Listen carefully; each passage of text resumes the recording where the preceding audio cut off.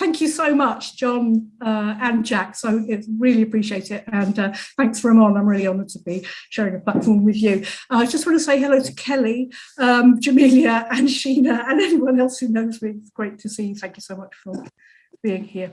Great. And I'd also like to give my thanks to John, Jack, and the extraordinary team that has put this event together. But I always like to, as good practice, to also thank all of the folks behind the scenes. These are the cleaners, the porters, the mail post room people, all of the people that help us organize these types of knowledge exchanges that often go unrecognized. So, and finally, to thank everyone that's actually here, taking your afternoon to listen to me babble. So I really appreciate you being here. Yeah, I mean, I'm so glad Ramon mentioned the cleaners and the support staff who are so occluded, especially when it comes to universities posing about ethics. They very rarely consider the precarious staff, not only academics, but as we know, places like Royal College of Art, 90% of the staff are precarious. And for me, that's very much entangled with the materiality of the digital, and the materiality of the virtual, and the materiality of the technological determinism and neoliberalism with which higher education has probably always been entangled, but seems to be super accelerated with the current drive towards populist constructive science. So I think that's the sort of thing I'd like to talk about, relationship between technologies, the material outputs, material impact, and higher education. Yeah, I mean, I really appreciate that prompt, especially considering, this within the type of ethical framework and this materiality of the digital and how it might relate to, artificial intelligence, as we know, is, primarily organized around an epistemic form of knowledge, aggregation and distribution. And so in a way, it's almost apparent. I mean, it's an implicit connection, but it's quite explicit itself to think about, an institution of higher education whose edict is overall, supposed to be in fantasy, that of knowledge aggregation, distribution, and nurturing. And then to have a pervasive technology that has in many ways replicated the higher education institution and actually in many ways supplanted it in general. To think about how knowledge is actually circulated throughout the cultural milieu, and as we know, has had a complete disregard for ethical frameworks.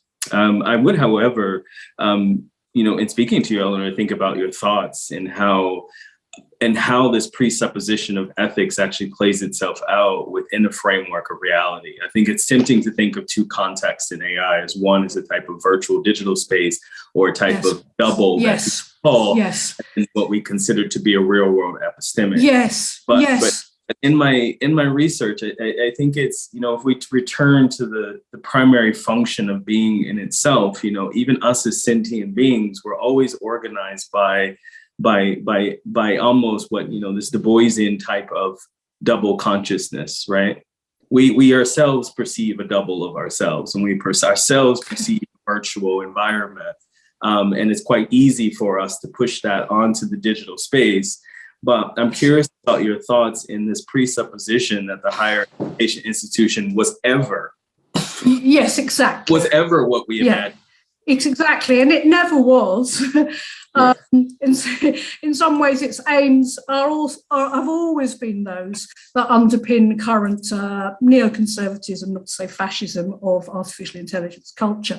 So let's ground ourselves in this idea of intelligent machines and their limitations, which was the remit for this. And where better to start than the supposedly intelligent machine of higher education, one which, like one of Namjoon Pike's errant robots, seems to be running out of control and heading for catastrophe. But that system was always underpinned by forms of logic. Let's start with Aristotelian logic, which is a reduction of human knowledge to axiomatic statements in the form of an object is what it is, a law of identity. No statement can be both true and false, law of non-contradiction. Every statement is either true or false, law of the excluded middle. This is the logic that is 2,000 years old, which underpins the supposedly innovative constrictions and constructions and projections of artificial intelligence. So let's not pretend we're dealing with something that somehow transcended humanity, transcended it's situated and it's transcended the colonial logic it originates from that particular niche culture. Right. I mean, it's interesting to think about, both the valorization of Aristotelian type of framework of education, and bringing up this type of form of logics, which isn't often talked about, right? When we think about, what we're calling this reduction of axiomatic standards.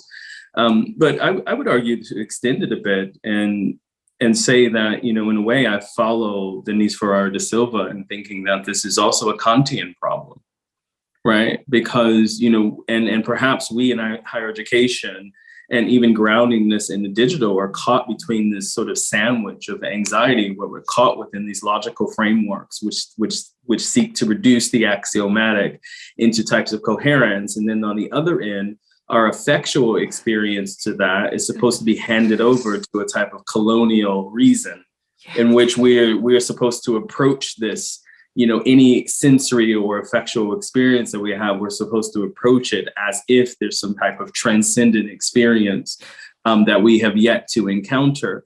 And it's here where I kind of see these similarities between higher education and the digital space. And I think that's why I wanted to reference that disparity between virtual and the reality, because it seems as us as educators and even as students, we're kind of stuck in this effectual sandwich, right? We feel the anxiety, we feel the urgency, we feel the presence. We have the expectations of these logical forms of reason in which we're supposed to perform against. And then at the other side, we feel this type of negation of the self and the community because we aren't reaching a type of standard. Yes. Which is this sort of transcendent standard. Yes. That even the university can't make. I'm still waiting for this ideal professor. Yes, we're still waiting for the neo-Platonic ideal. Right. But even though we're critiquing it as we go along, so we're living with an inherent double bind. Right, but that's a strangeness I sort of see, and perhaps I'm maybe going to be too generous to the algorithmic here, which is when it comes to the sentient being, there's something within us that alerts us to this ideal, as Lewis Gordon would say, this prototypical form of the student, the prototypical form of the institution, prototypical form of the professor. As sentient beings, we understand that it's an illusion.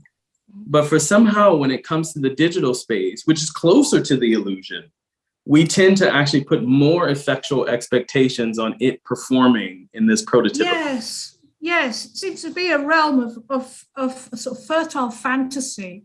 And I'm doing a lot of work at the moment about science fiction and making a lot of science fiction. But I think in some ways that science fiction trope, to go to Star Trek, is inside a lot of people's heads and informs a notion of artificial intelligence in particular and computation as if it is this neutral, separate, has an animist separation from our own, let's say, our most conservative aspects of our culture.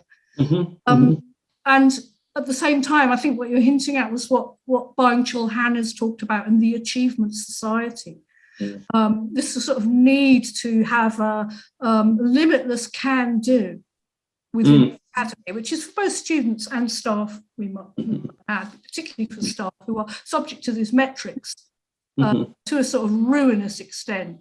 The workload that's attached to those metrics, such as REF, the Research Excellence Framework, if you don't know about it, anyone in the audience, it's a sort of a bunch of hoops of fire which academics lucky enough to have a permanent contract must jump through, whilst those without a permanent contract have absolutely no respect or time given to their own academic or intellectual. Right. There's another double bind. Right. I mean, and maybe that requires a sort of anti-respect. I mean, in a way, it's interesting you mentioned, Star Trek, because, the contemporary series are actually, in my view, a sort of science fiction achievement. But they're an achievement because the characters that are involved are far more complex and nuanced. And the reason that was allowed to happen is because, the moral, Gene Roddenberry had a moral clause for Star Trek where the character always had to do good. Right.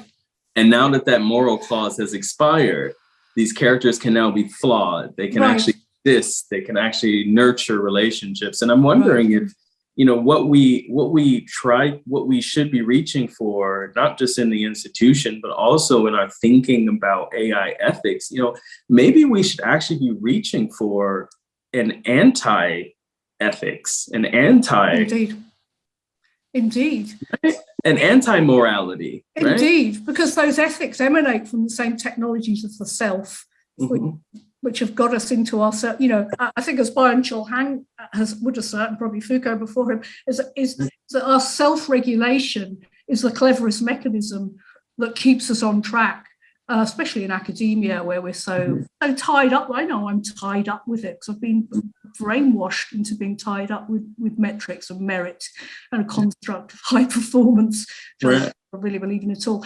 So I think a deprofessionalization as well. And I think Boson and Hardy speak to that. What traps are we falling into when we claim to be professional? What is that really masking? Yeah.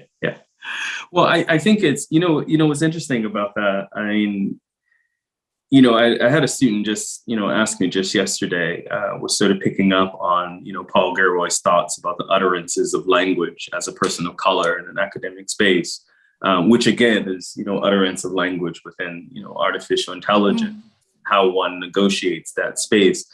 And although Gilroy and I, differ in many ways in how we conceptualize, the categorical, one of the things that it offers, is a type of, how could I put it, a sort of, allowing one to actually reveal the explicitness and then the absurdity of coherent languages of power and subjection, but at the same time relying upon that absurdity to identify moments of breach, right? So one is both in the environment, but the environment itself is so contained by its own logics that actually anything outside of that logics just becomes invisible, right? Yes. And I think it was Sam Greenlee in the what was the blaxploitation film? I think one of the lines was a black man with a mop is invisible.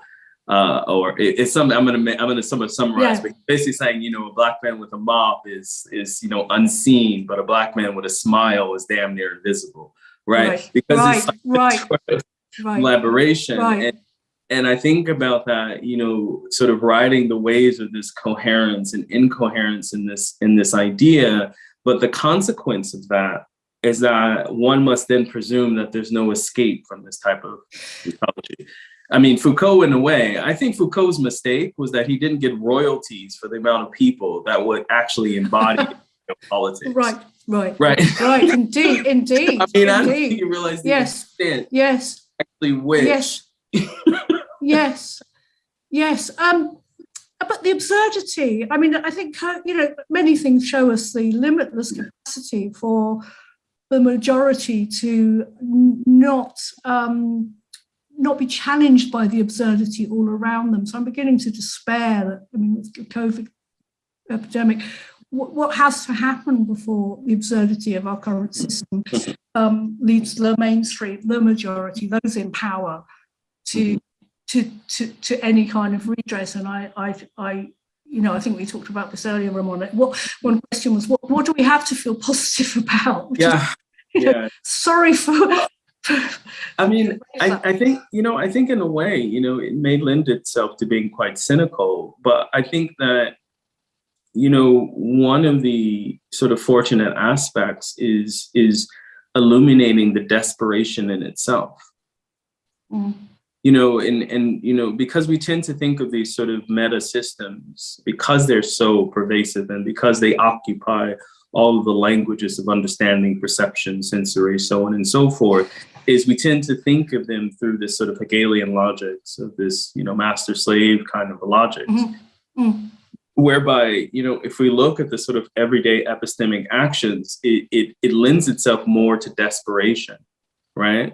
Capital is so desperate that it has adopted an artificial intelligence that is in many ways exceeds human intelligence, but it can't actually even exceed human intelligence because it's preoccupied with a type of, I think the kids would call it being thirsty, right? Yes, It's constantly looking yes, for validation. yes. How can something so intelligent constantly look for validation of its own existence, even if we were to call it? How can it jump out? And then we have here, and then in its validation of the existence, it begins to mirror our own insecurities with an existence. I mean, that's how we end up in this problem in the first place, because it says, is this a woman? And then we in the culture confirm every stereotype about a woman, and then it repeats it back. And we go, hey.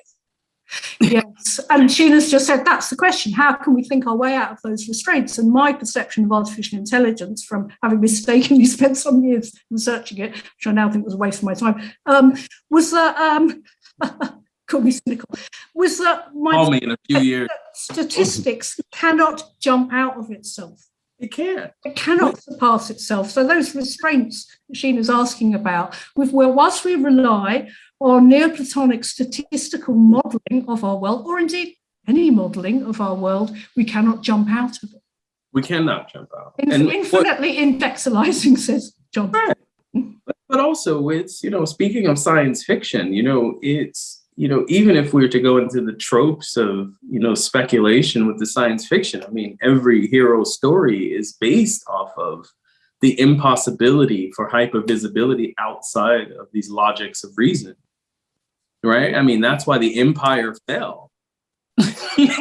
Yes. I mean, if you think about, you think about how the empire fell, they fell by the impossibility that some little rodent-looking man that was an Ewok had the capability of actually. Yes, I mean there is that sense. I mean, with Trump, forgive me for farting in front of everyone, that awful word. But Trump, described AI as the patriotic science, right? This is, and he clearly had absolutely no belief in science whatsoever, as our current regime clearly has no interest in science. Yet, why do they thrust artificial intelligence upon us to such a large scale as the panacea for all our ills, for everything, aside from the cash rewards they're getting? And why do they thrust STEM and now STEAM, the most vapid manifestation of colonial construct of knowledge? Why are they so entangled with STEM and STEAM that clearly demonstrably have zero interest in scientific reason themselves? Well, I'm with Sylvia Winter here. I apologize, but I mean, with the dissolution of the ceremony of the divine in the Bible, I mean, there's nothing more pervasive to replace it. Mm-hmm. Where expert knowledge, I mean, capitalism was supposed to replace it. Remember, where expertise of knowledge was supposed to organize the system, and then we as common folks were supposed to engage and look upon this expertise. And then as that dissolved, right? as that dissolved, as Winter's saying, we are looking for, especially the colonial body is looking for another ceremony. And what better ceremony than the stand-in that's all seeing, supposedly all knowing, all negotiating, right? And it becomes that which we can constantly look for, and of course I'm not going to be generous here to the field of AI ethics here, because, first we started off looking to this thing and this fictive promise. And by the way, this isn't a promise that we would accept anywhere else in our lives. We wouldn't even accept this from the delivery person that said, I promise you sometime I'll deliver your package. No. Yes, right? Indeed. But with mechanism, we accept this promise, and then I'm going to be hard on AI here, and now we expect it to solve our human ethical problems. And it becomes, so for me, it becomes a question of this impossibility to escape not only the mechanisms of the epistemic, but this impossibility to escape this sort of moral judgment that we place upon ourselves, that there is supposed to be a magic type of solution. And I'm getting less and less popular in spaces, especially when it comes to thinking about ethics, because there has been nothing within our human history that says that we're even capable of even approaching a shared sense of value. So to then look upon an external entity as if it can encompass an ethics that we have yet to see, I think is a misguided type of claim. and thinking about how we can actually move in this obscurity and discomfort and trapped with both ourselves and the external, to arrive at somewhere different, but to think that difference exists. Yes. When Sheena's asking what kind of ethics are we applying, we're almost exclusively Benthamite ethics is in many ways despicable. I mean, let's look at Bentham and consequently the greatest good. What is that an argument for utilitarianism? The majority must rule over minorities. Seems to be what emerges from that. And then what reminds me of space colonization, the illusion we will somehow be able to escape the long history of our colonizing past. Well, I think Tusk, who's made his wealth from apartheid, is the last person who can provide us with guidance about how we might conduct ourselves in space. How we might conduct, exactly. But I think one of the interesting claims in thinking about this sort of possible impossibility, because I do think that there are moments in breach, and I think that's why a lot of my work has to deal with the psychosocial and thinking about perception and thinking about place and space and the person within that perceptual, as Kara Keeling would call, that spatial temporal matrix, is because our tendency to conflate the ideal, the hope, where hope lies, right? We conflate the hope and the ideal with the actual. And so instead of embracing the gap between the actual and the ideal as something to work through, we almost operate as if we failed the ideal while at the same time working towards the ideal. So basically we're just chasing our tails. We're like an epistemic tail. And that ideal is the model. It's the data. It's the model. It's the database. It's the simulation. That model is always held up to us. But tacitly, I'm not sure. I mean, I don't know about you, but I feel increasingly uncomfortable working within design as well as computation, with design thinking. Where its models are, sorry, don't vomit, John, where its model, its colonial model, hidden under the disguise of empathy rhetoric. I mean, how can you get more cynical than that? Right. You look at the historical trajectory of this discourse around, particularly around design education. We were reversing, which is presented as innovative and a solution, and groundbreaking and transformative and disruptive is nothing more than a 19th century colonial model. So often. Yeah. I mean, I know that, I know Ashila Mbembe is in a lot of hot water right now. I haven't been following, so I don't know exactly why, but I'll let that drama stay where it is. But, I do think that, he's, was quite poignant in the critique of Black reason, when he's talking about the West and the becoming Black of the world. And, when he's saying the becoming Black of the world, what he's referring to is that all of the contemporary problems that we see had already been rehearsed in the global South. But having exhausted all forms of extraction from the global South, it has now turned inward on itself. Yes. And since it's turned inward on itself, I think a lot of the discomfort is the impossibility that this was actually a possible epistemic function. Because, if we look at the everyday, I mean, if we look at, sort of everyday, Black, brown, trans folks, you can put whatever categorical in that, the discomfort is implicit, right? There's no expectation. There's no expectation of comfort because it's already within the utterance of language, right? Yes. So, in terms of Blackness, you say the word innovation, I think white people. You say the word goodwill, I think you're going to screw me. You say the word right, it's already within the utterance. And I mean, that raised immediately two thoughts: the metaverse. The metaverse is the logical reductio ad absurdum of what you've just said about we've run out. The West, global North has run out of realities to draw upon. So what better? We've either got space, the ultimate fantasy, or let's ignore the fact there's radiation out there, or we can just forget, or the metaverse. I'm increasingly seeing what saddens me is students jump into the metaverse without acknowledging its context, without acknowledging that Zuckerberg is, Facebook are being sued by an entire nation because they made the decision that making a profit was more important. This is Rohingya, more important than human rights.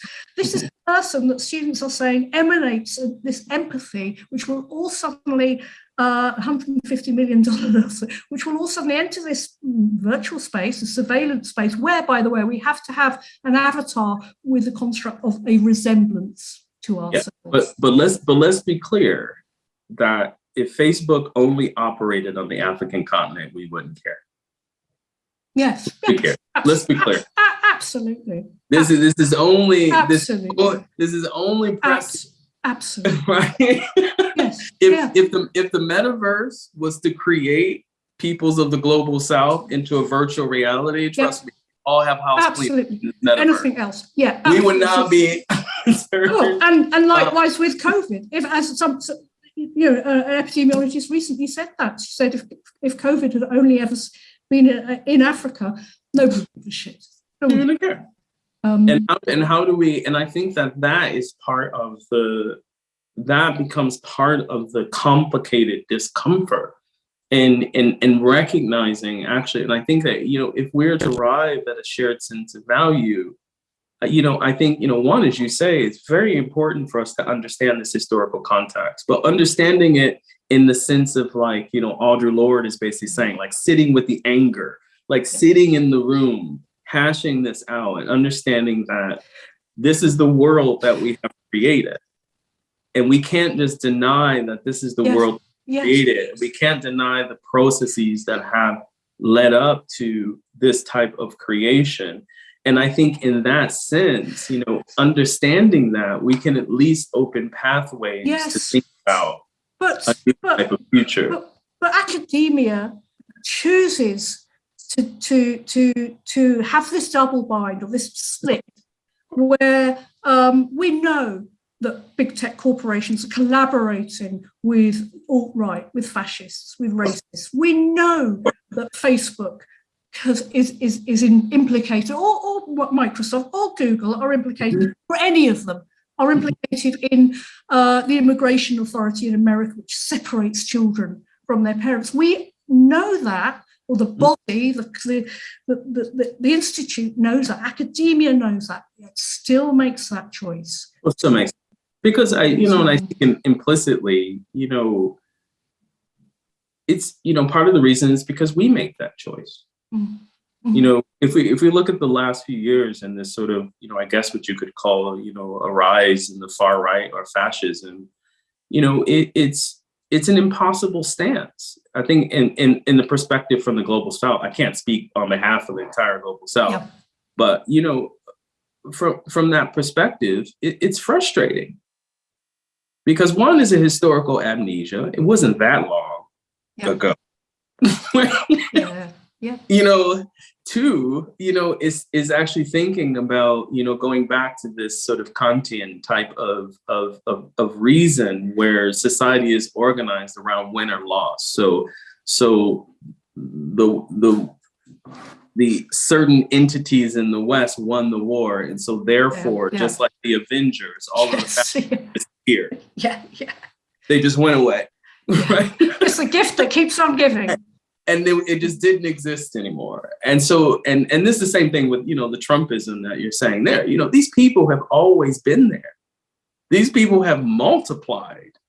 People have gained social mobility and power. And instead of us facing that head on, we like to face this idea as if we are just completely divorced from the process. Like, I didn't know where the fascists came from. Yes. And AI serves that purpose as well.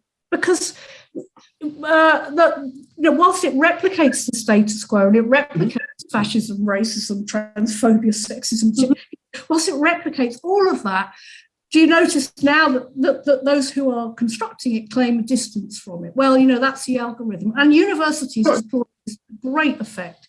They have algorithms now for selecting candidates for jobs, but also they're very, very keen. Are very, very keen on business critical AI, we might say, for making decisions which they refuse to take responsibility for. And those are very general racist decisions.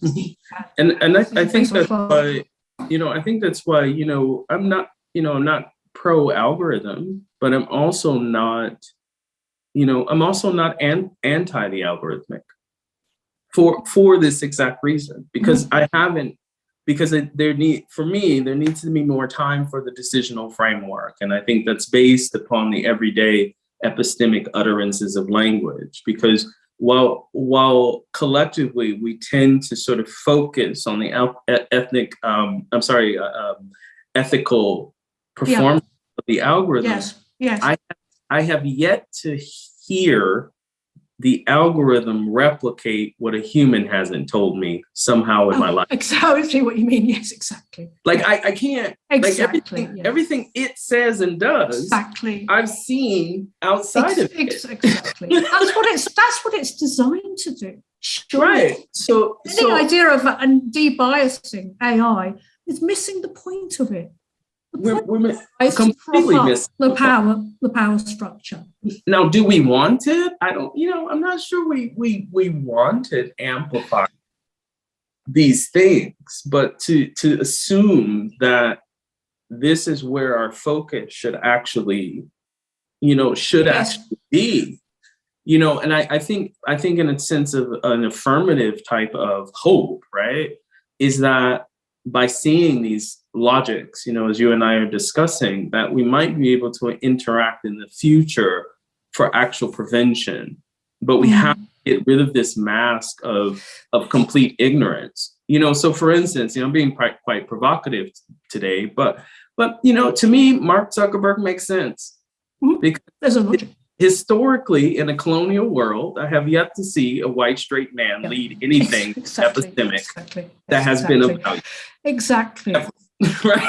Exactly. So the framework actually should be the opposite. We should have not trusted him in the beginning because the data never Why would anybody trust Zuckerberg or Musk or any of these, right, or Bezos? Too busy going up into space to allow his workers to take a piss. I mean, what are we doing? Exactly. Well, exactly. What are we on? And I'm not suggesting that we shouldn't push back. I'm not suggesting that we shouldn't, even complain about it. I think the frustration comes in, if we are going to be an epistemic society, then go for it. Because the epistemic says that these people that we elect our leaders, these people that we elect as the heads of our universities and institutions, the people that we elect as the heads of these tech, the data supports them being complete idiots. So if we're going to be epistemic, let's just do it. Actually, it maybe it might actually be a better world, because the data doesn't even support even us entertaining the thought. Right? Yeah.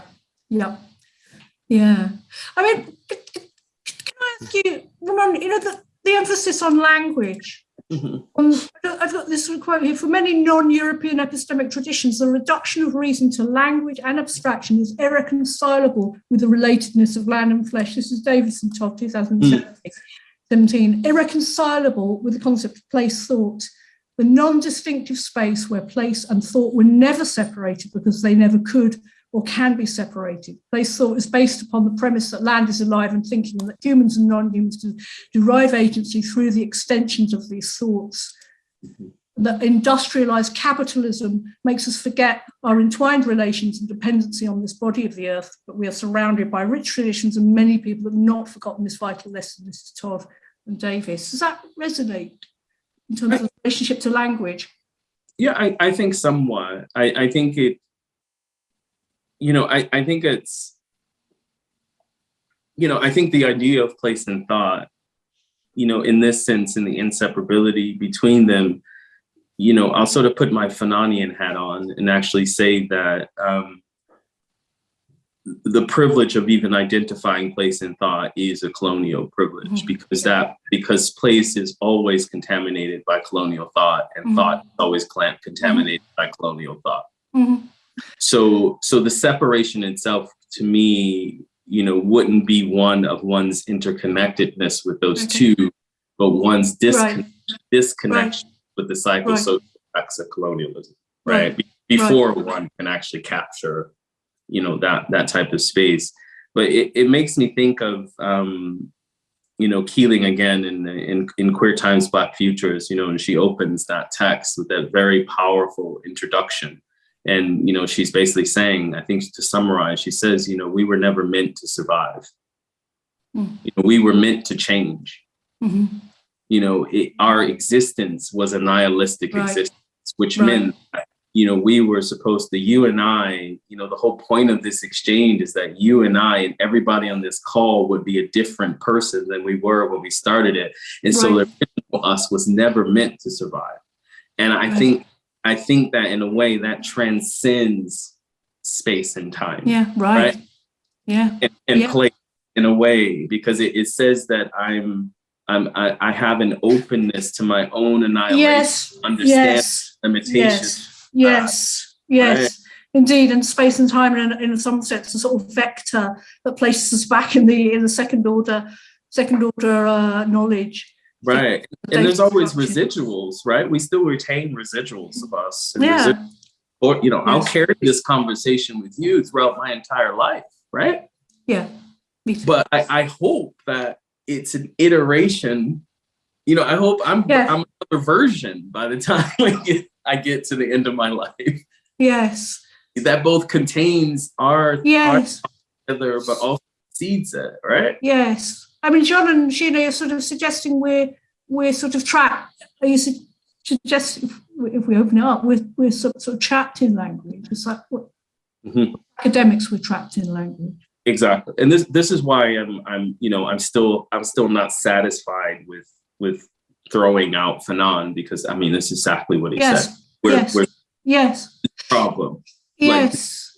We are trapped in this cycle of neurotic language, and this refusal to actually, this refusal to actually even take a right of refusal. Speaking of, Fred Moten, right? Like we're refusing to even take the right. Yes. And what does it say about our own feelings about ourselves as human beings? Well, we take the right of refusal to a cold coffee at Starbucks, but we won't take a right of refusal. That we will take a right of refusal to the mundane, insignificant. Yes. Won't take a right of refusal to the impositions of language that continually attempt to deny our potential. Yes. Because it goes so deep, right? Educating pedagogically.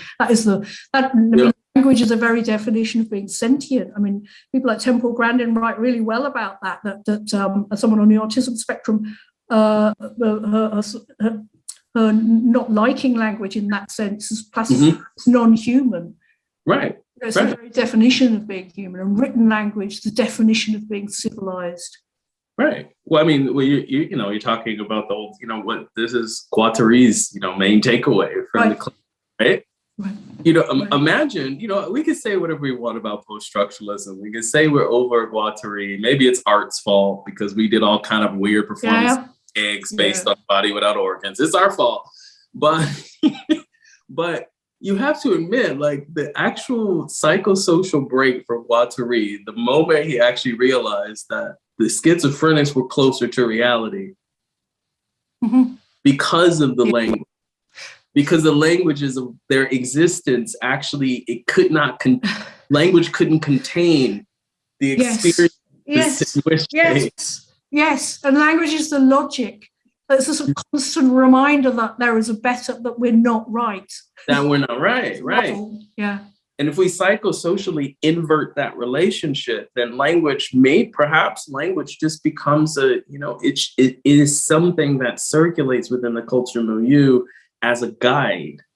Right. Yes, it's intended. Maybe this is how I think of the algorithmic, while I'm a bit more generous, because it can circulate as a guide. not the territory itself. Not the territory. Yeah. Wow. Exactly. Yes. Ooh. Am I imagining that Count Comte's critique of pure reason was recently picked up by the alt-right, misunderstanding it? They thought somebody came up with a trigger, the key word, critique the reason. But let me tell you, I'm going to tell you a quick antidote. This is be super quick in the interest of time. Beginnings of my doctorate, I was hanging out with someone that was also in their doctorate. I'm not going to name their names, but you're very clumsy when you start the PhD. You don't know what you're talking about. And I knew I wanted to talk about Blackness, but I wanted to actually dismantle the idea of Black representation, right? But I couldn't say it like that. It took me years just to say that a little bit, right? Yeah. And so I remember speaking to this person and I'm like, yeah, I'm trying to get rid of, Blackness and, and this person's like, yeah, that's a good idea, until I find out months later that this person runs an alt-right blog, I'm like, no. What I meant was the discursive concept, not Jesus you meant Christ. The actual people. Oh my God.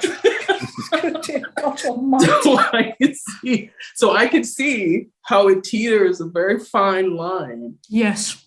But it also is a damning critique of us that it's not so much that we allow it to teeter that line, is that we haven't occupied the space of the non-categorical to whereby the far right can't even occupy. Yep. Right? Because we won't occupy it.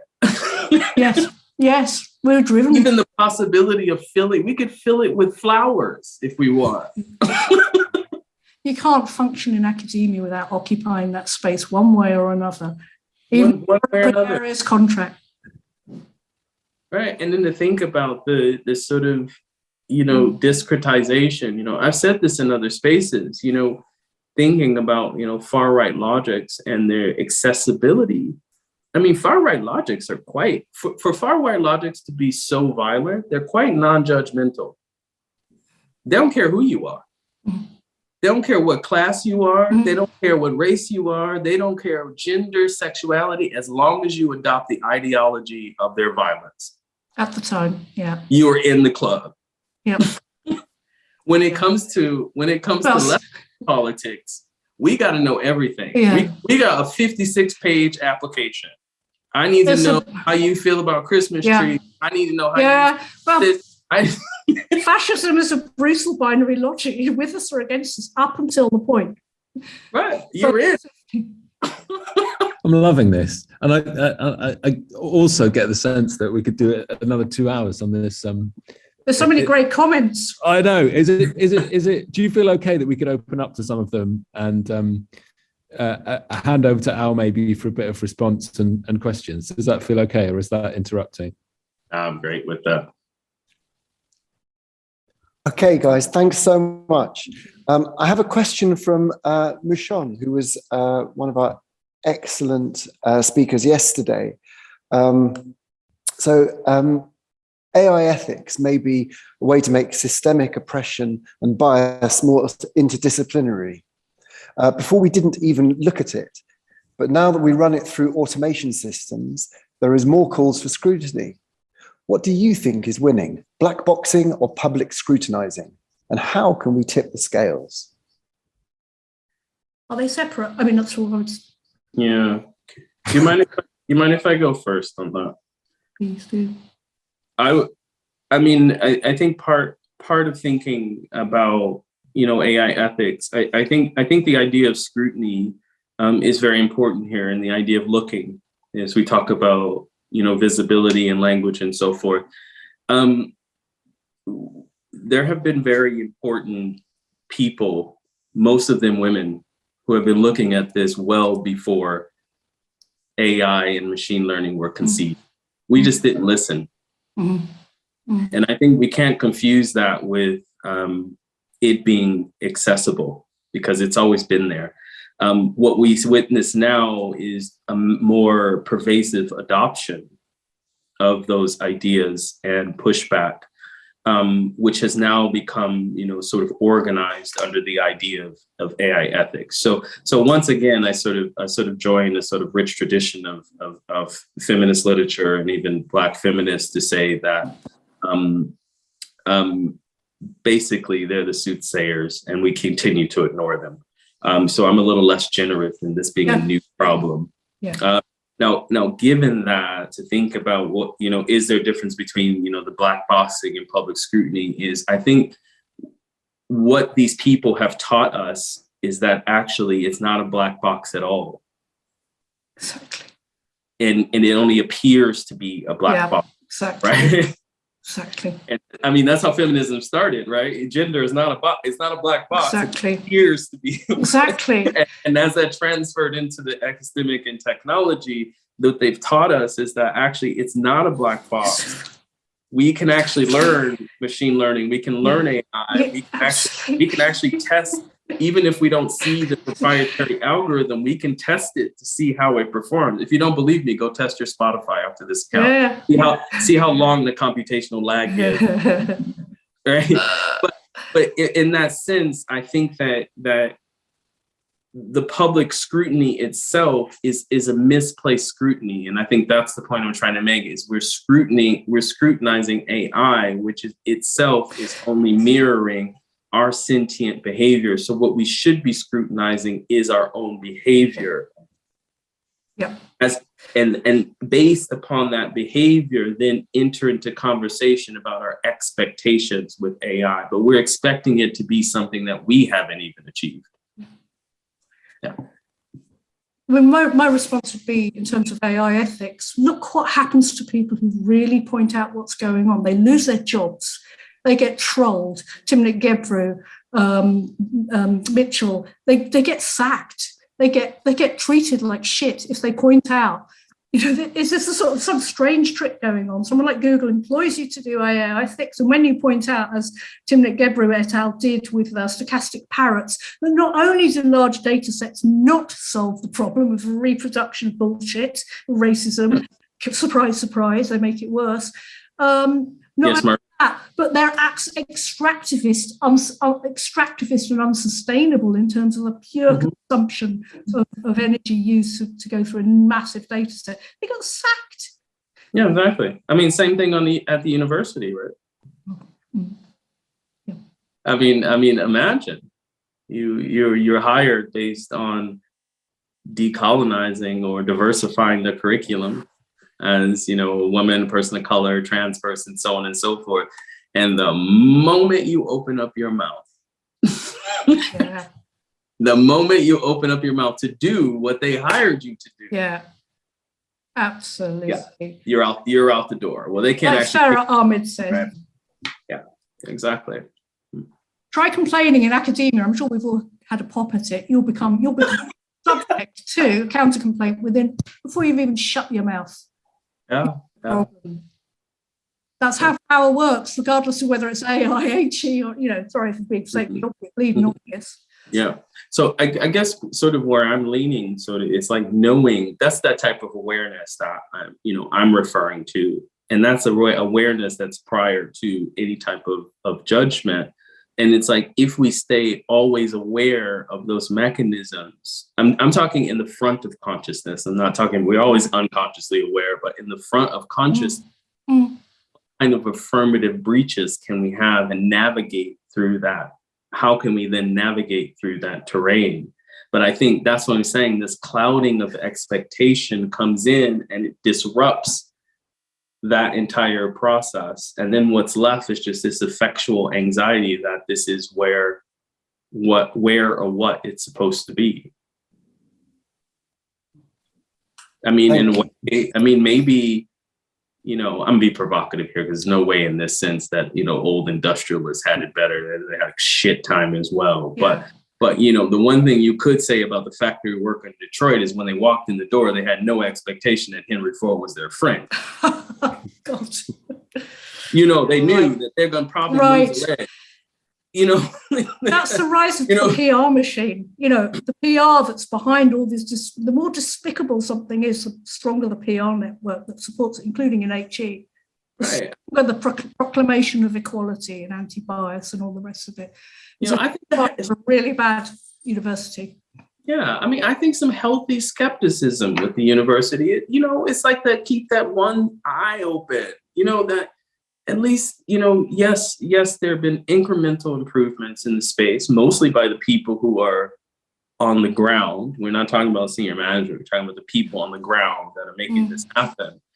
But we need to keep this kind of side eye, sleeping with one eye open. That says that actually this isn't the world that we want. We're still in the world that we don't want.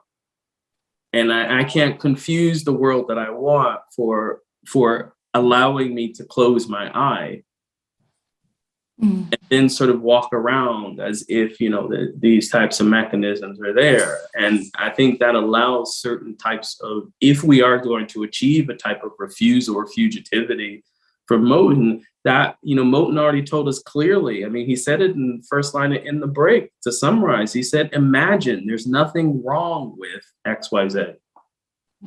Imagine if we walked in the university space as a collective and said, there is nothing wrong with me. Yeah. There's nothing wrong with my labor. There is nothing wrong with whatever. Basically, we might become those people that, despite the impositions, basically fire us all. But I'm not opening that email, right? But we have to be in it together. Yeah. Yeah. Thanks. Absolutely. I'm wondering, do we have time for another question? Oh, please, Jack? another. I think we could go for one more question, one more quick one. Fabulous. Well, I was there's no quick questions with these two. I was kind of hoping. So this is from Sheena. What is wrong with our thinking such that we seem incapable of escaping these contradictions in our own thinking? Is language to blame, or is it a deeper mode of thinking / logic? I put that in the chat. I mean, those in power, those who benefit from corrupt power relationships, why would they question themselves?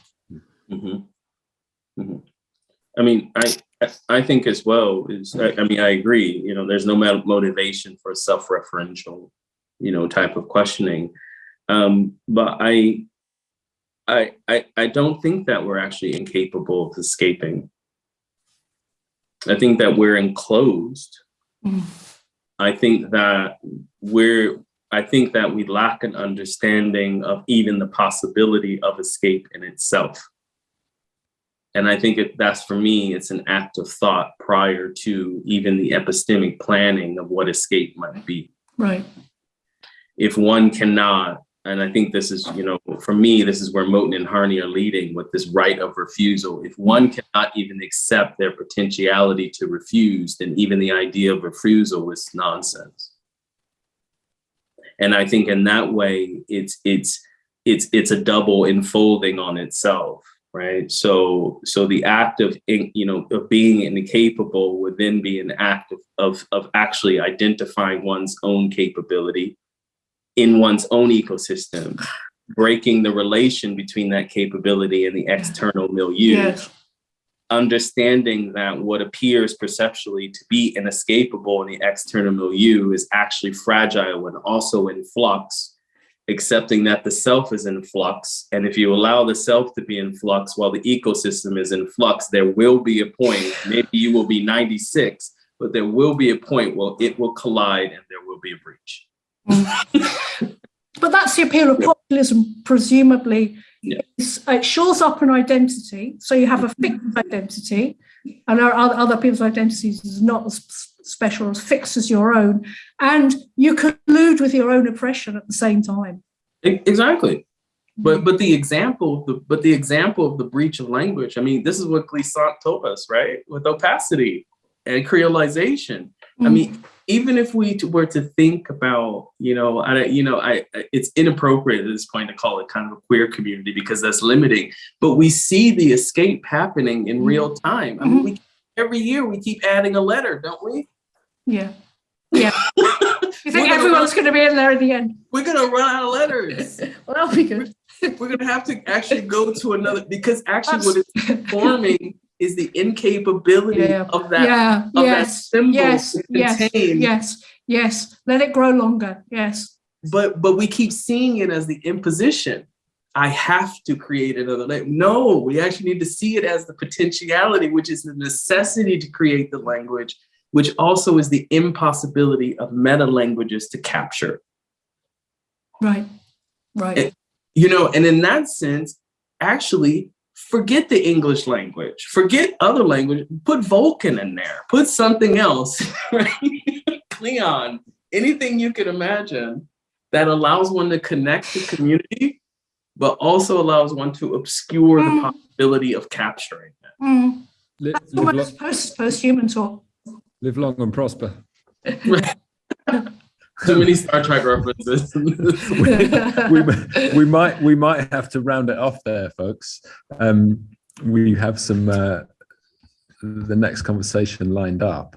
There's a huge amount in there, isn't there? I mean, there's a lot for us to chew on, which I'm just really, really grateful to both of you for bringing up for us, and a lot of things that I don't think we think about in great depth very often, partly because the pace of the curriculum doesn't allow us to, partly perhaps because we haven't touched on design that much in the conversation, but perhaps because we are in a sort of productionist and generative environment. The students produce stuff.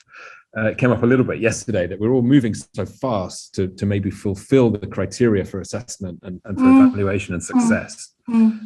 So suffice to say that we try to create these moments for these types of conversations to give us the space to do that, so that maybe when we're next in the studio, we've got a break coming up now. Maybe there's there's a lot there for us to think about. I think give ourselves a bit of I want to call it intellectual time to engage the mind with some of these ideas, and then bring them into the studio. We had a great contribution from Laura Falano yesterday, which is about the notion of design as a concept building or a theory building discipline, rather than an object making or representational discipline. And it strikes me that connects a little bit to what that we just had. So really big thanks from us. Thank you. This just my head's gone up like this. Folks, we're going to take a couple of minutes. Just get up from your desk and walk around and stretch the legs. Maybe John and Jessie are here with us to be with us for the next hour. So I'm going to get up from my desk and at least walk around it once, and then come back on and welcome in John and Jessie. So thanks again, Eleanor and Ramon. Thank you, Ramon. Can I just everybody?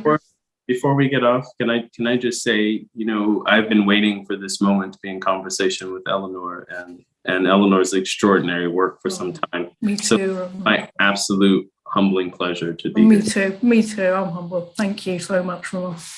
Thank you. Thank you. Bye, everyone. Bye. Bye.